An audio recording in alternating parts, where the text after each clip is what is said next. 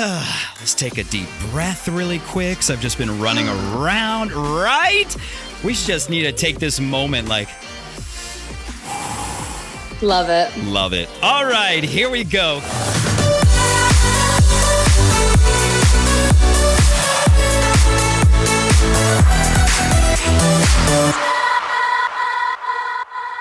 Evan, Giia, I hope you don't mind me telling you this right up front, but I absolutely love your voice.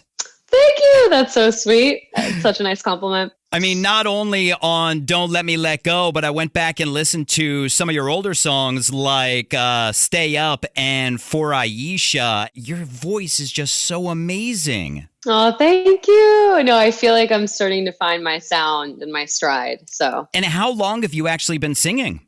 Forever. I actually just this weekend met my first singing teacher, which was such a blast from the past. I've been singing since I was 5 years old. I actually started singing classically, so I was an opera singer before all of this. No pressure then. Wow. Well, I hope I didn't start this off on an awkward note, giving you the compliment. No, I love it. I love it. Well, Evan, Giia, welcome to America's Dance 30. It's great to finally meet you. Thank you so much for having me. I'm very excited to be here. Now, we have got a lot to talk about. Of course, we're going to be talking about Don't Let Me Let Go, and we're also going to be talking about your smash Momentum that just came out. But since this is your first time on America's Dance 30, and really the first time I got to hear you with Don't Let Me Let Go, how about sharing your origin story with us? Sure. So I tapped into it a second ago, but I did start singing opera. So I was competing in the greater Boston area. I'm from Boston, doing my school plays, my choirs, all the rest. I got into Berklee College of Music, so that's where I went to school. I got my music business degree. And then to be honest with you, everything kind of stopped. I stopped singing for a while. I was a receptionist. So I was answering phones, polishing apples, organizing water bottles. And I just had this feeling in my gut. I'm like, this is not what I was meant to do. I know I'm meant to do more. So I got very lucky and I met my now husband, who is my producer as well. They go by Memba. They make all of the beats for all of the music that you've heard. And we met in New York City. We fell in love and we started making music and putting ourselves out there. So, yeah. That's got to be incredible. But I got to be honest, with our lives being as busy as they are and us having to do so many different things, polishing apples actually sounds really good right about now. It was honestly pretty relaxing. I liked the structure of life, but the deep down, like, existential crisis of my purpose wasn't there. So I needed this crazy life.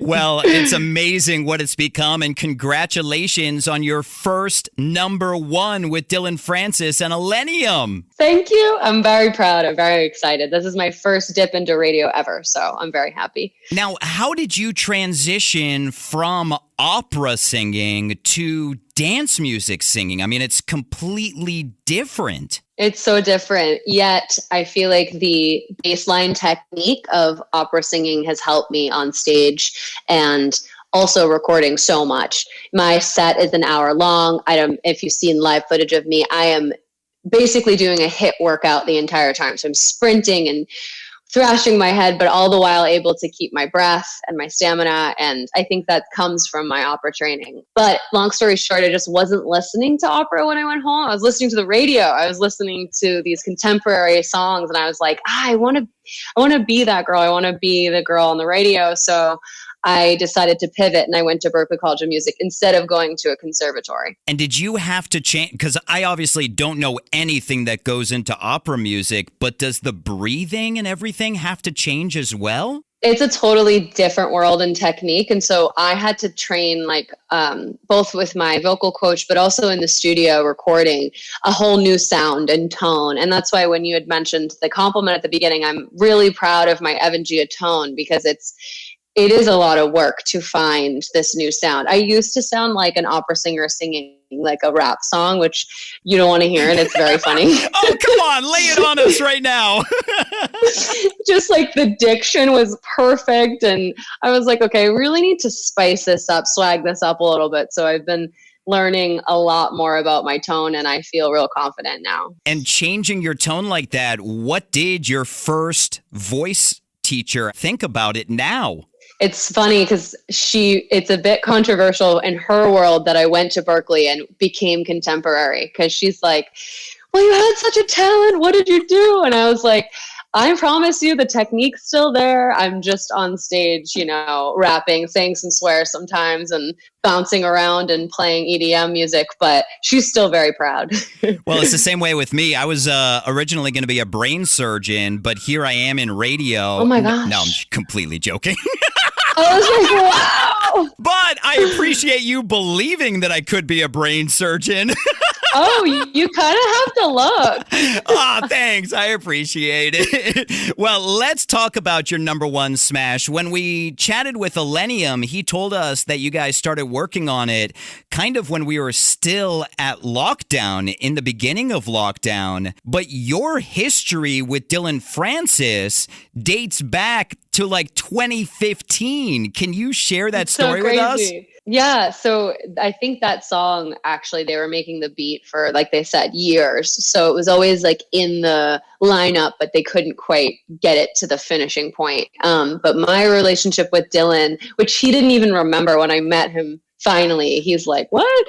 Because obviously at that time, he's like the dawn of EDM. I'm like, oh my gosh, he's the guy. I was with a small team.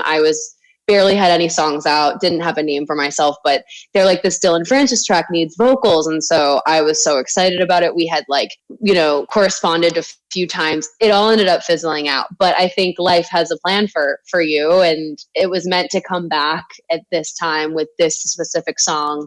I heard it immediately and was like, oh my gosh, like my voice would lend itself perfectly to this. This summer has been a dream for me to play on these stages with Dillon and Illenium at the biggest festivals in America, and just, I have the pyro shooting up and I have like 15,000 people listening. It's just a dream. So now share with us how the song was born on your end as a songwriter. Yeah. So I was given the beat and honestly a lot of the lyrics originally, because I guess like they had worked with another writer beforehand, and it just stuck with me. I get a lot of demos pitched to me to be sung, and I usually turn down a lot of them because it really has to feel like me in order to accept it. So for this one, I just felt like, the epicness of it, the upliftingness, and also the timing of this summer release. I could just see it in my head as soon as I listened to it. So I was like,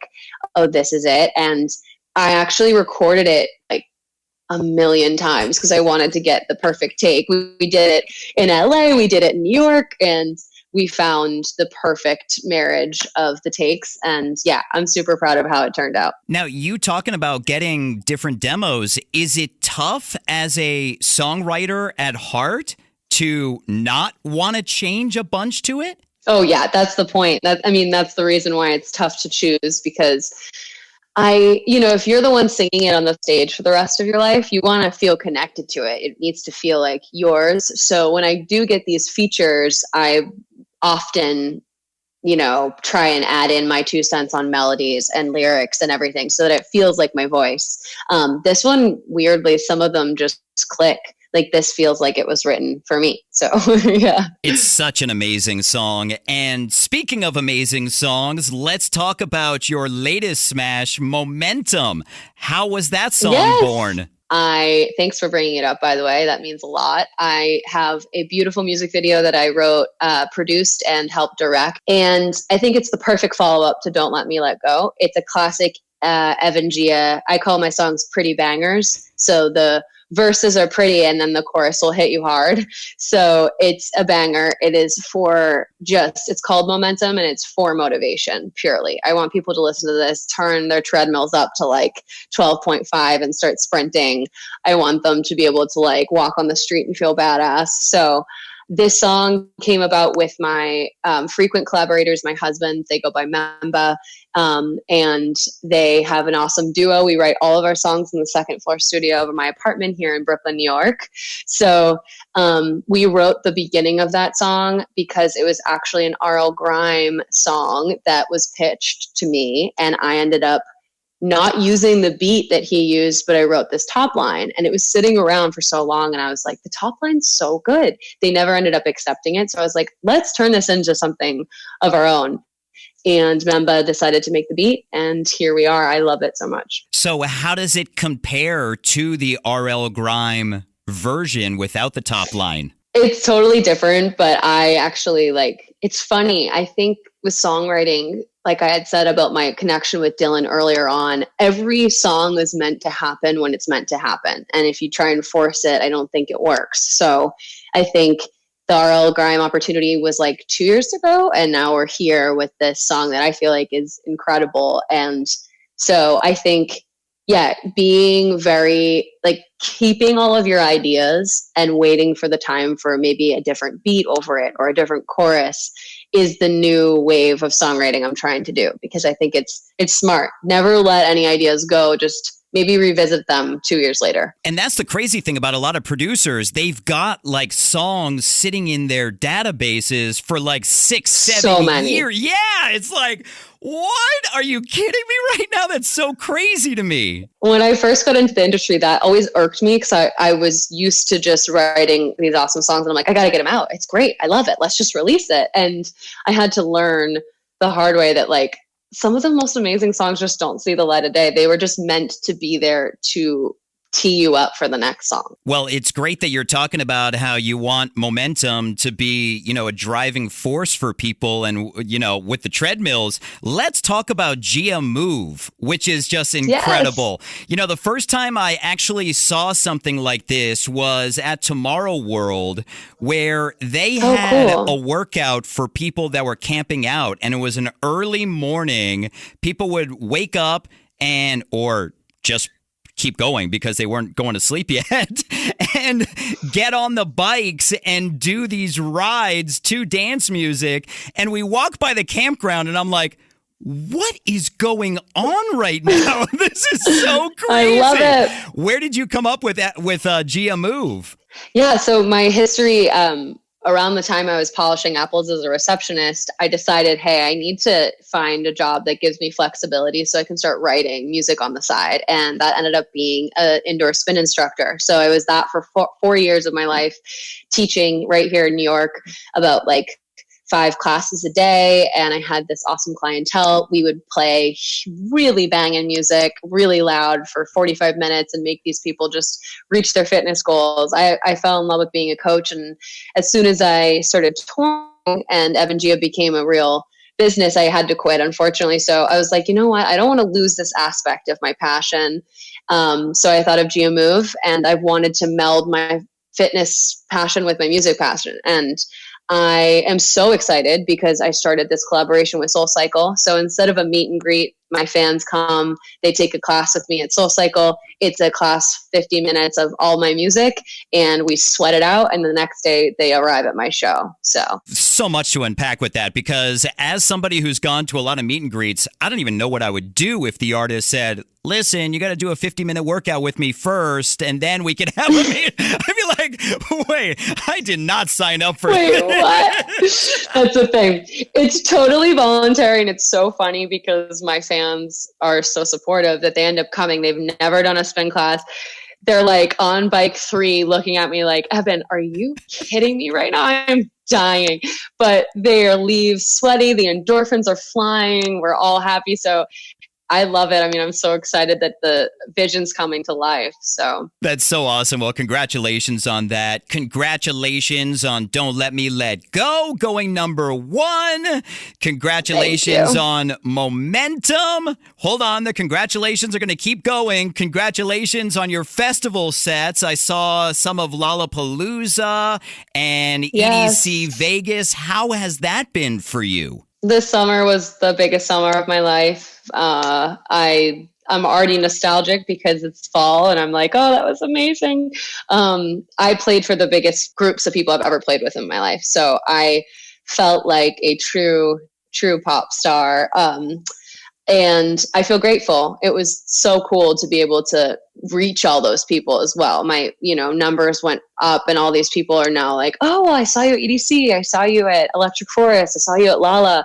It's just festival season's the best. And if Evan Giia does come to your town, make sure to check her out because your energy on stage is just incredible. Thank you. It kind of reminds me, do you know who Lucy is? Yes. It kind of reminds me of her. Her energy on stage, she gets in front and headbangs and dances around. She's going crazy. Oh my God, it's incredible. Well, also really quick, on behalf of other artists, and those of us in the industry who have to deal with social media as part of our job, let me thank you for that video that you posted, the very vulnerable and honest video, because it is 100% on point. Thank you. No, I had this overwhelming need to be honest in that moment. I was posting a lot of beautifully polished photos and videos, and I'm like, this isn't how I'm actually feeling. And I think my brand, if one were to explain it, is just authentic, and I want to stay that way as long as I can. Evan Giia is just me. It's just me. There's no mask I put on. So I felt like I need to say it. And I do think that it is a tough time just because, the socials can really become overwhelming, and you want every post to do well and you want your art to be seen. But honestly, the comments I got and the Giia gang response from that was so comforting. They're like, Evan, if you never posted another social media post again, it wouldn't change how much we listen to your music. We're here for the music. Yeah, but unfortunately, all of us that are judged by our numbers and judged by our social media, that's something that it's an ongoing battle that we're having to fight algorithms. We're having to fight content. I mean, it is exhausting. So exhausting, so hard to not, equate that with your self-worth. I'm trying so hard this week to just be like, that is completely separate. That is what it is, and you are who you are. And it doesn't take anything away from the video you made, from the song that you made, from the art that you make, because it's important to remind ourselves in this social media time. Remember when social media was fun to post, when it wasn't a job? Exactly. I was just saying, I remember when I used to post and have my one friend like it, and I was like, woo! And that's all that mattered. No! Yeah. That is all that mattered, awesome. Is that when your one friend likes it, and that is it. I was like, this is great. It's a picture of my 2 new shoes, nothing cool. So, yeah, those are the days. Now you got to take your shoes and make a transition video to a trending audio piece. It's hard. It's hard. It's so hard. Well, congratulations on everything that's happening for you. It is so awesome finally meeting you. Evan Giia, thank you so much for your time on America's Dance 30. Thank you so much for having me. I'm happy to be here. Thanks, everyone.